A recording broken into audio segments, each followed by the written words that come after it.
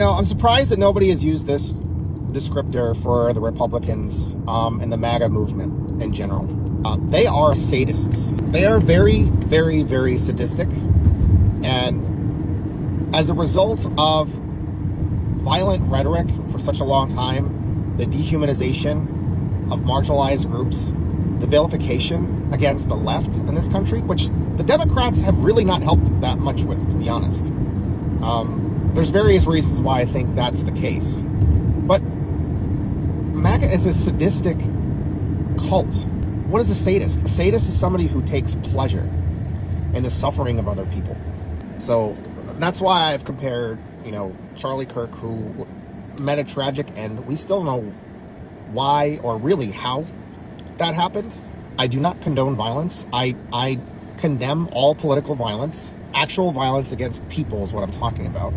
And we know what the studies show on this. It's primarily far-right extremists, which are very much akin to the kinds of violence and the frequency of violence of Islamic extremists. Like, there's almost direct overlap for basically the same reasons, because of their traditional, rigid thinking and their in and out groups and all that stuff.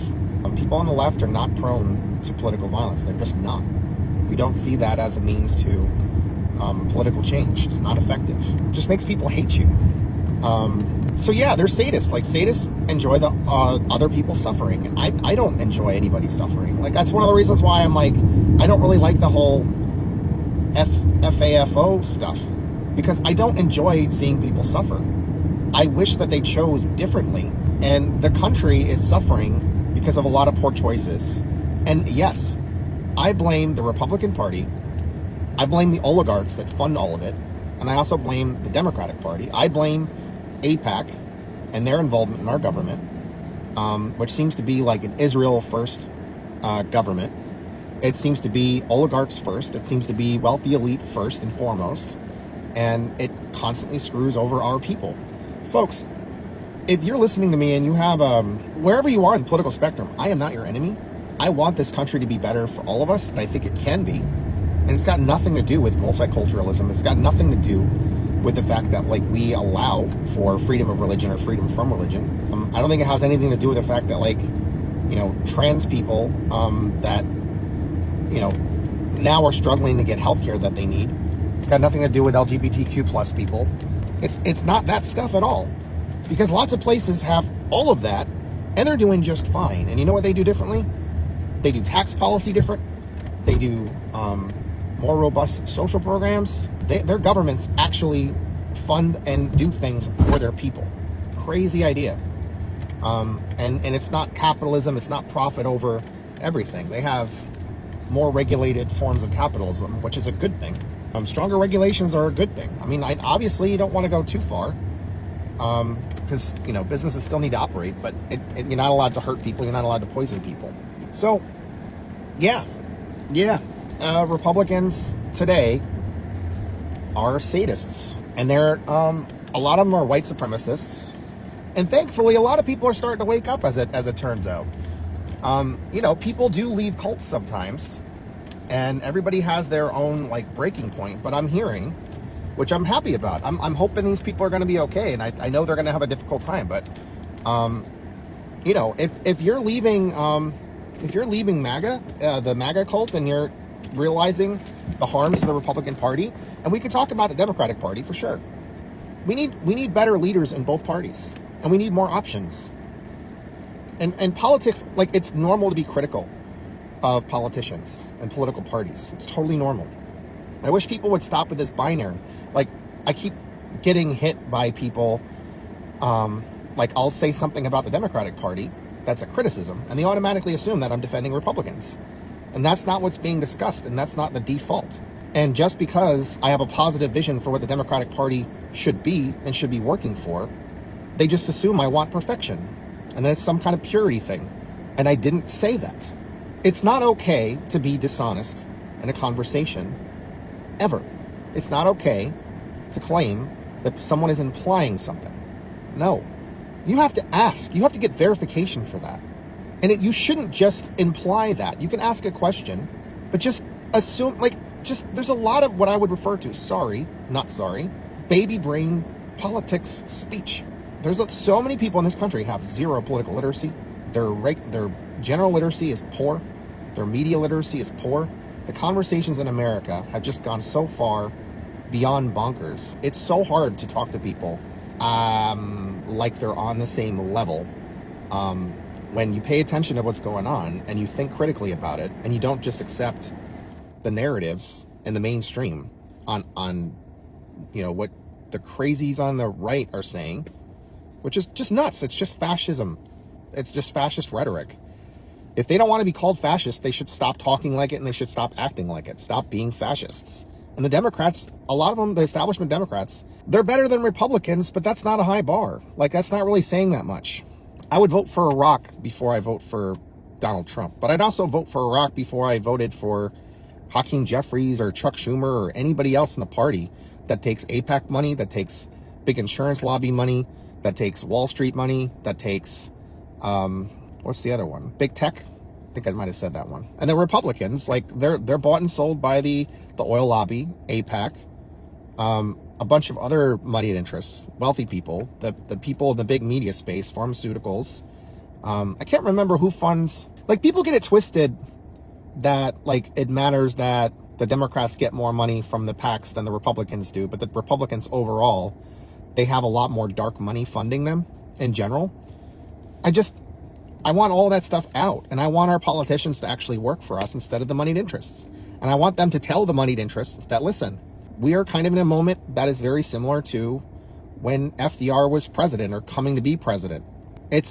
We need to accept higher taxes. We need to accept that companies need to be broken up more. We need more regulation. We need a stronger safety net, social safety net for people. We need to reinvest in America and beautify our cities. We need to take care of the people. Otherwise, we're going to be facing a pitchfork mob. I don't want the pitchfork mob. I don't want a civil war. I don't want a violent rebellion or a revolution or anything like that. But if people keep going with the fascist rhetoric, the random acts of violence, the constant gaslighting, the constant lies about what's really going on, terrible policies, worsening conditions, everybody's suffering, and people just give up in the system. And when the law doesn't really even seem like the law is real anymore, what happens? I don't want any of that. I want peace. I want us to have a stronger democracy. I want democratic socialism because it's a better model than what we've had for a long time. We have to take care of the people. It needs to be a more balanced system. You don't want too much consolidation of power in any area because it unbalances the entire thing. And then you end up with what we have now. We are in late stage capitalism. Basically, that's sort of the end stage where the wealthy people have concentrated so much power. They have businesses that have a fiduciary responsibility to increase the value for their shareholders. Basically, it's an end stage because you can only extract so much. You can only cut costs so much. You can only really eke out so much profit before you break things. And then they also have this other adverse economic incentive style businesses that are literally like, they're just gutting businesses on purpose, like shorting stock, sending in, creating these private equity things, these, all these like weird financial vehicles. It doesn't work, and it starts to break down, and they need an authoritarian to protect them. They need to use the state against us to maintain their position because it's not working anymore. And basically it reverts back to, well, the only way that we can have labor that we can afford is if it's free, so they can continue extracting more money, which also breaks down because if it's a financial vehicle, people have to be able to pay for it. So things are breaking, and it's because capitalism is not the thing that people pitched it to be. I mean, there's more forms of market-based economies than capitalism. Markets have existed for a long time. I think we should be able to say, we're going to have these markets, these are fine, within these parameters. We're going to make sure that goods are distributed, services are distributed to people.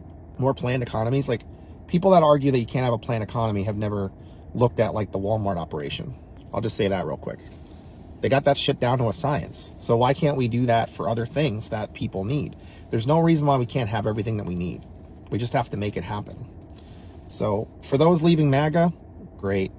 I don't mean to be, like, I'm not trying to insult people with saying that the people that are currently in MAGA are sadists. I just want them to look that up and understand what that means, that it's not healthy behavior towards others for you to externalize your hatred towards other people and to act as if you're enjoying their suffering. That's also not normal, and it's not good for you either. I want a better society. So when I see things that are harmful, that are unsafe, I'm going to call them out, because that's a professional and personal responsibility that I've taken on. So it's not meant to be, I'm not trying to be mean, and I don't want to hurt you. I just want to draw attention to it. And if you're leaving the cult, or maybe, I don't know, if you're leaving the cult, I'd love your story on like what happened. What was the moment that that changed for you? I want a space. I genuinely do. I want a space for all Americans to come together.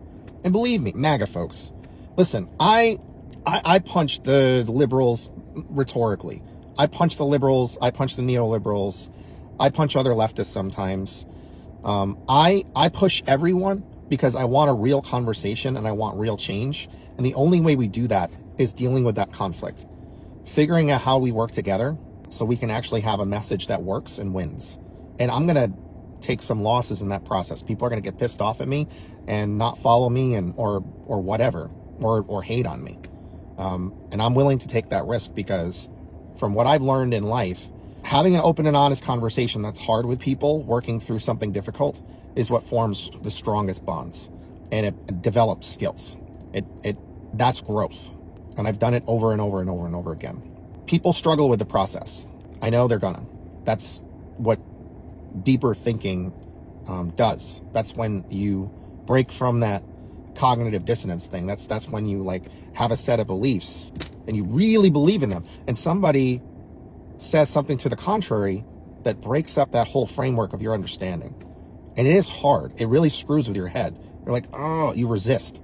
But if the other person is willing to meet you and push through, you give them an opportunity to see, okay, maybe my understanding wasn't exactly right. And these things are just, they're tenuous. Beliefs are tenuous. And if they can't hold up to the truth, they don't deserve to be held, right? So anyway, I love everybody. I love my Americans. I love people all around the world. That's one of the reasons why I like America so much, because we are a melting pot. We have everybody here, and I think that's great.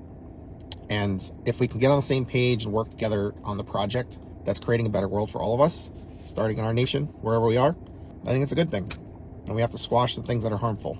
Hatred, bigotry, racism, all the different phobias, all the ways that we don't accept each other. I want to break through that stuff. All right, take care. Bye.